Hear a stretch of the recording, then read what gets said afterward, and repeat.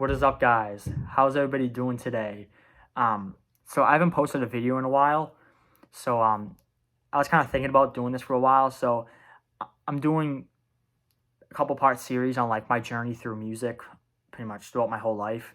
And this video is gonna be about like what music I've been listening to, ever since I was a young kid, through the years and up until today, what I'm listening to. And I thought this would be a good video to do. So without further ado, let's get started. So growing up, my parents listened to a lot of rock and like hard rock and heavy metal and all that stuff, and that's kind of like the stuff that I kind of gravitated towards because I didn't like what the other kids were listening to. I didn't like rap or pop or any of that stuff. I thought it was just garbage, and I still think it is to this day. And yeah, and a band my parents listened to a fair amount, and a band I gravitated towards very quickly as a young kid was the Beatles. Um, I love the Beatles. I still love them to this day. One of my top 10 favorite bands of all time. Um, I just love their music so much because it was so catchy. Songs were just so memorable. And I bought all their CDs when I was a kid because back then I didn't have a phone or anything, and like I did have an iPod, like an old dinosaur iPod, but like I rather would buy CDs just because it just felt better and it just felt more cooler to just listen to it in the car and stuff like that. But yeah, like I love the Beatles, and one of they're pretty much the reason why I picked up a guitar as a kid at 7 years old. And yeah, I don't listen to them as much as I used to, but I still really like them a lot. When I click them on, I enjoy it. But yeah, and I also was listening to a lot of oldies music as well too. Like when I was a kid, I always listened to like those like music channels. I forget what it was called. It was like those channels on cable that would play the music, and like one of them was like an oldies channel, and I would always listen to that. I remember, I loved all the stuff like Frankie Valli and Smokey Robinson and the Rolling Stones and the Beach Boys and all that stuff. I loved it so much. It's all I listened to.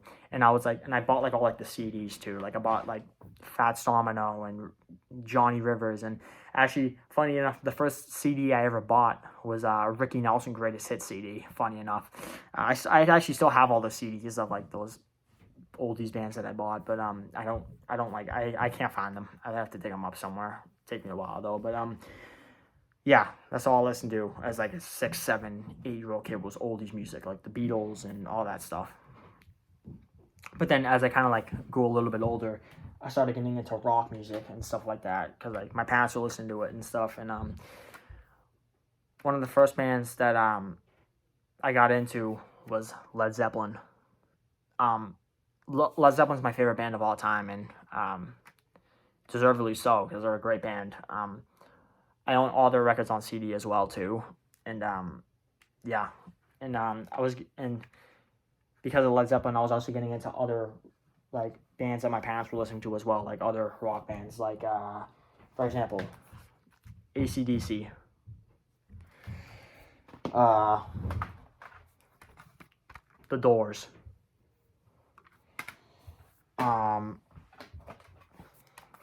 Aerosmith, Jimi Hendrix. And funny enough, I actually bought the CD at Target when I was a kid, but I never listened to it because I was like, oh my god, where's Purple Haze? Where's All Along the Watchtower? Where's Foxy Lady? Where's Little Wing? Where's all the good stuff? Like what's Earth Blues? What's Isabella? What's Hear My Train a Comin'? I don't know any of this stuff, and found out later on that it's just posthumous songs that like were released after his death. But yeah, and also this was a record I heard a lot as a kid, The Kinks' Low Budget. My mom listened to this all the time in the car when I was a kid. I know all the songs on this record like the back of my hand, and yeah, so like I still really like this record to this day. I don't really listen to it anymore though, but still love it to death. So you guys probably want to know how I got into heavy metal, which is my favorite genre of all time. Sorry, I can't speak, but the first ever heavy metal thing I really liked was Black Sabbath. We sold our soul for rock and roll, which is the greatest hits record that they released in the mid-70s, I think. If you're a casual Sabbath fan, this is really good to have because it has all the stuff like Paranoid, Iron Man, War Pigs, Tomorrow's Dream, Snowblind, Fairies Wear Boots, all that good stuff. And yeah, like I listened to this a ton as a kid. Listened to this a lot. I remember I used to have an old stereo in my basement when I was like 9, 10 years old, and like that had CDs and also had a record player. I don't really own many vinyls, so I don't really like vinyls that much. And I would always listen to this. I would always, headbang to this. I would always play air guitar. Great times. Yeah, like I would later on, later down the line, get into all of Sabbath records, and I'm a huge Sabbath fan to this day. One of my top 10 favorite bands ever. Yeah. And then another band my dad listened to a lot as a kid, always hearing this band playing in the car as a kid, is Judas Priest. British Steel is the record I heard the most. I also heard Screaming for Vengeance and Unleashing the East as well. But this is the record I heard the most. I still love this record to this day. I remember always hearing Rapid Fire, Metal Gods, Breaking the Law, Grinder, United, You Don't Have to Be Old to Be Wise, Living After Midnight, The Rage, and Steeler. Always hearing those songs in the car as a kid. And, that's why, I still love Priest to this day. And they're also one of my top 10 favorite bands ever. You see an occurring theme here that a lot of these are my favorite bands. But yeah, like, when I was a kid, I was like, you know what? Heavy metal's cool and all, but you know what? I still like the rock music. I still like the more softer stuff. I don't really like the heavy stuff yet. I still like the softer stuff. But I still really like this, though. As I grew older, I absolutely loved it. And then another record I heard a lot as a kid that I didn't really care for, but I love this. This is like my second favorite band today, is Megadeth. I remember always hearing this in the car as well, too. I remember specifically hearing the songs Symphony of Destruction and This Was My Life. And I remember Dave Mustaine's voice creeped me out a lot because his voice is like very kind of weird, and I don't really know. But I absolutely love Megadeth to this day. I remember later on I would hear more of them and I fell in love. Yeah, this was the first thing I ever heard of them. This was my first exposure of Megadeth. But yeah, even then I still like softer stuff. I don't really like heavier stuff yet. Until, keyword until.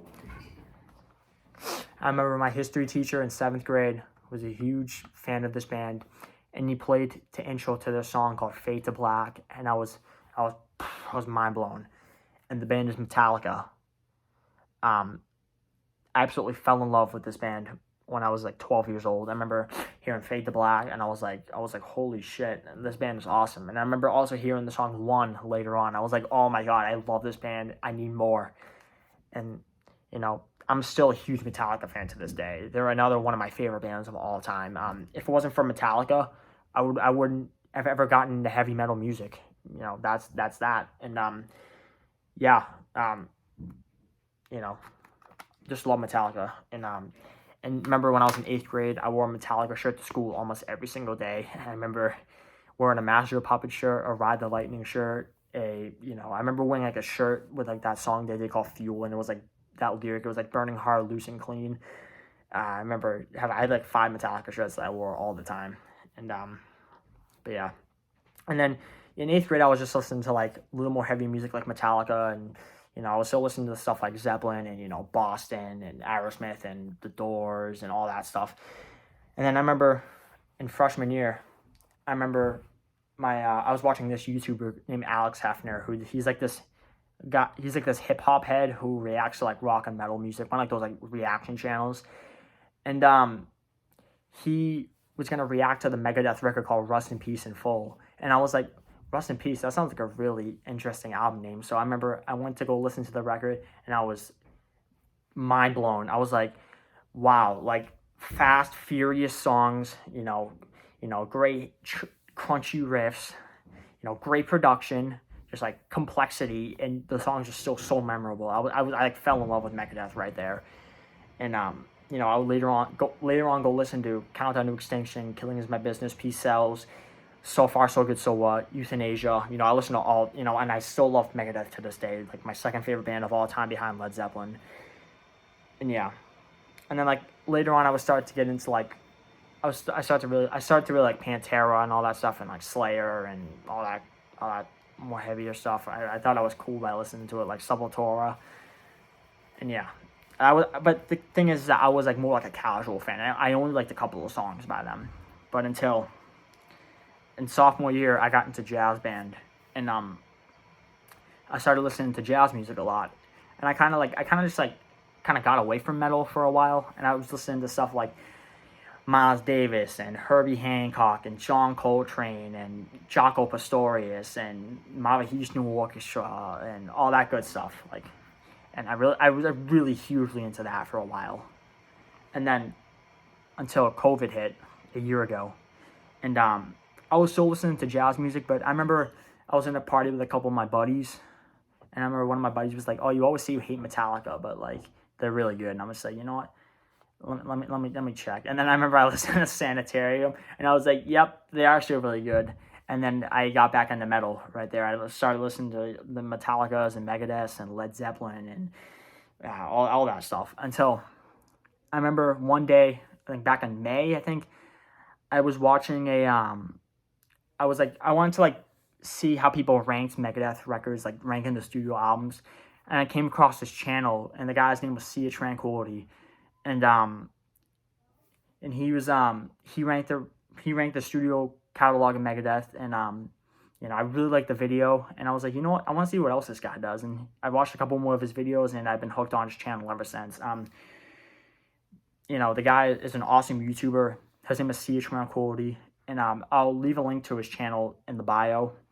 But yeah, he got me into all these bands. Like, I started watching all of his videos, him doing ranking the studio albums, top 10 songs. He does like many different series on his channel, and I think he's awesome. If you've never seen him before, go watch him.